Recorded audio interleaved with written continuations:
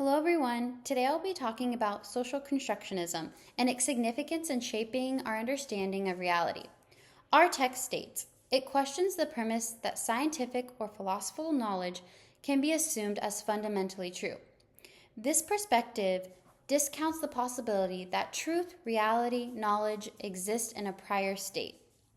It emphasizes what cultures regard as knowledge or truth.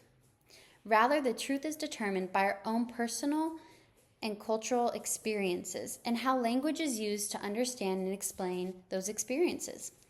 I will now share a personal experience that illustrates this concept.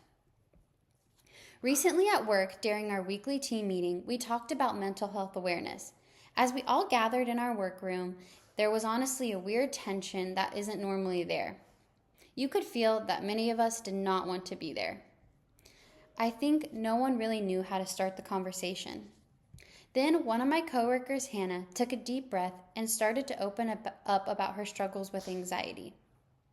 I remember feeling relieved as she started telling us about her experience. It was like she gave everyone permission and the courage to open up as well.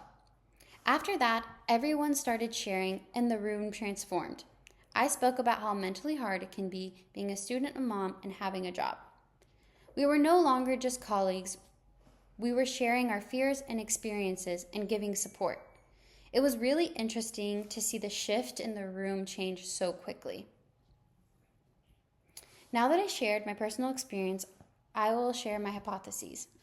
From this experience, I learned how powerful language is in shaping our reality,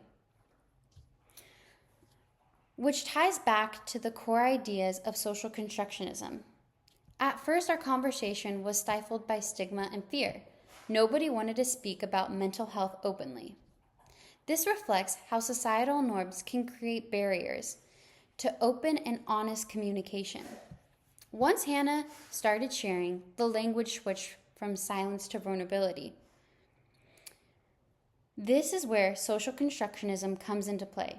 Hannah's use of personal language transformed the group's perception. Emotions also played a role. At first, I felt a mix of anxiety, then relief. Showing emotions and experience are influenced by social context we create. Transferring this to a different situation. This concept can really be applied to many parts of our lives and our friendship. Using empathetic language can deepen our connection. If we are willing to share more and actively listen, we can create space for more vulnerability. In conclusion, the language we use in conversation about mental health significantly shapes our social reality.